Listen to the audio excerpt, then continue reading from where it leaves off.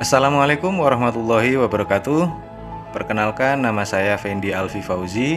Saya adalah calon guru penggerak angkatan 10 dari SMA Negeri 1 Muilong, Kabupaten Banggai, Provinsi Sulawesi Tengah. Video kali ini berisi koneksi antar materi modul 1.4 tentang budaya positif. Tujuan pembelajaran khusus yang pertama, calon guru penggerak memahami keterkaitan konsep budaya positif dengan materi pada modul 1.1, 1.2, dan 1.3. Yang kedua, calon guru penggerak dapat menyusun langkah dan strategi yang lebih efektif, konkret, dan realistis untuk mewujudkan budaya positif di sekolah. Berikut kesimpulan mengenai peran saya dalam menciptakan budaya positif di sekolah. Seorang guru yang baik harus memiliki kemampuan dalam mewujudkan budaya positif di sekolah. Budaya positif tersebut dapat dijalankan dengan menerapkan konsep-konsep inti seperti disiplin positif, memahami motivasi perilaku manusia berkaitan dengan hukuman dan penghargaan, posisi kontrol sebagai guru, pembuat keyakinan kelas ataupun sekolah, dan penerapan segitiga restitusi dalam menyelesaikan masalah. Yang pertama adalah disiplin positif. Disiplin positif merupakan suatu cara penerapan disiplin yang mengajarkan anak bertanggung jawab dan menumbuhkan kesadaran diri berdasarkan nilai-nilai kebajikan. Disiplin positif lebih ke arah disiplin diri yang dapat mengontrol diri dalam melakukan segala tindakan. Disiplin diri dapat membuat murid memahami dan menyadari berdasarkan motivasi internal, bukan akibat paksaan, pujian, atau hukuman. Yang kedua, guru harus memahami motivasi perilaku manusia. Terdapat 3 motivasi perilaku manusia, di antaranya untuk menghindari ketidaknyamanan atau hukuman, untuk mendapatkan imbalan atau penghargaan dari orang lain, dan untuk menjadi orang yang mereka inginkan dan menghargai diri sendiri dengan nilai-nilai yang mereka percaya. Saat guru memahami ketiga motivasi perilaku manusia, maka guru dapat memilih motivasi perilaku apa yang ada pada diri murid. Jika murid memiliki motivasi perilaku untuk menghindari ketidaknyamanan atau hukuman dan untuk mendapatkan imbalan atau penghargaan, maka motivasi yang ada pada diri anak masih berasal dari motivasi eksternal, sehingga guru berupaya untuk dapat menumbuhkan motivasi internal dalam diri siswa agar memunculkan pribadi yang menghargai diri sendiri dengan nilai-nilai yang mereka percaya. Sebaiknya, kita menghindari hukuman dan pemberian penghargaan berlebihan agar meminimalisir motivasi eksternal dalam diri murid. Yang ketiga adalah posisi kontrol sebagai guru. Terdapat 5 posisi kontrol seorang guru, yaitu sebagai penghukum, pembuat merasa bersalah, sebagai teman, pemantau, dan manajer. Di antara kelima posisi kontrol tersebut, sebaiknya seorang guru menggunakan posisi kontrol sebagai manajer.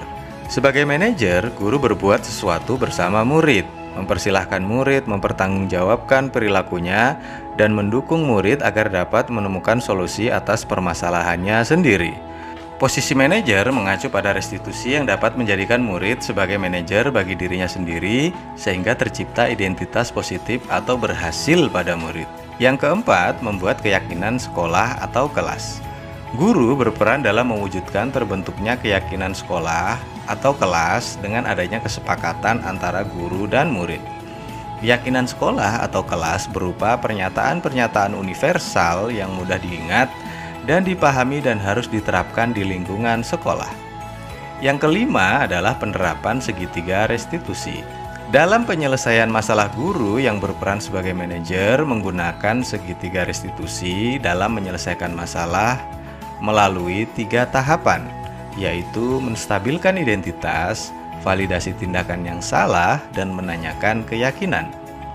Tujuannya adalah menghasilkan murid yang mandiri dan bertanggung jawab. Keterkaitan antara materi budaya positif dengan 3 materi sebelumnya, yaitu dengan menjalankan budaya positif di sekolah, maka akan mempermudah dalam tercapainya tujuan pendidikan nasional sesuai dengan filosofi Ki Hajar Dewantara, yaitu pendidikan yang berpihak pada murid dan bersifat menuntun tumbuh atau hidupnya kekuatan kodrat yang ada pada murid. Budaya positif dapat terwujud jika seorang guru memiliki 5 nilai guru penggerak, diantaranya berpihak pada murid, mandiri, reflektif, kolaboratif, dan inovatif. Budaya positif pun dapat terwujud dengan mendorong kolaborasi antara semua warga sekolah dengan adanya keyakinan sekolah yang harus disepakati dan dijalankan bersama. Salah satu perubahan yang diinginkan sesuai visi guru penggerak adalah terbentuknya budaya positif agar diperoleh sekolah yang nyaman, aman, dan berpihak pada murid. Untuk mewujudkan visi guru penggerak tersebut dengan pembuatan prakarsa perubahan sesuai filosofi Ki Hajar Dewantara dan profil pelajar Pancasila. Refleksi. Pertanyaan pertama, sejauh mana pemahaman Anda tentang konsep-konsep inti yang telah Anda pelajari di modul ini, yaitu disiplin positif, teori kontrol, teori motivasi, hukuman dan penghargaan, posisi kontrol guru, kebutuhan dasar manusia, keyakinan kelas, dan segitiga restitusi? Adakah hal-hal yang menarik untuk Anda dan di luar dugaan?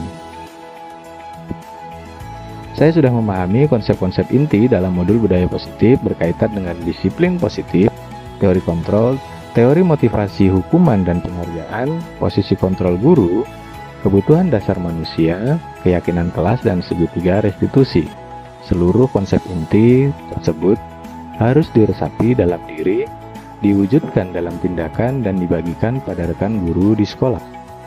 Hal yang menarik bagi saya dan di luar dugaan saya adalah saat saya mempelajari motivasi perilaku manusia berupa penghargaan, ternyata penghargaan dapat berdampak kurang baik bagi murid, diantaranya dapat merusak hubungan, mengurangi kecepatan, menurunkan kualitas, mematikan kreativitas, dan bersifat menghukum. Pertanyaan kedua, perubahan apa saja yang terjadi pada cara berpikir Anda dalam menciptakan budaya positif di kelas maupun di sekolah Anda setelah mempelajari modul ini? Perubahan yang terjadi adalah saya menyadari posisi kontrol yang biasa saya lakukan adalah sebagai penghukum dan pemantau. Seharusnya sebagai manajer dengan cara menangani masalah dengan menggunakan segitiga restitusi. Pertanyaan ketiga, pengalaman seperti apakah yang pernah Anda alami terkait penerapan konsep-konsep inti dalam modul budaya positif, baik di lingkup kelas maupun sekolah Anda? Saya menangani siswa yang sering bolos saat jam pelajaran terakhir. Saya menggunakan langkah-langkah dalam segitiga restitusi, yaitu menstabilkan identitas, validasi tindakan yang salah, dan menanyakan keyakinan.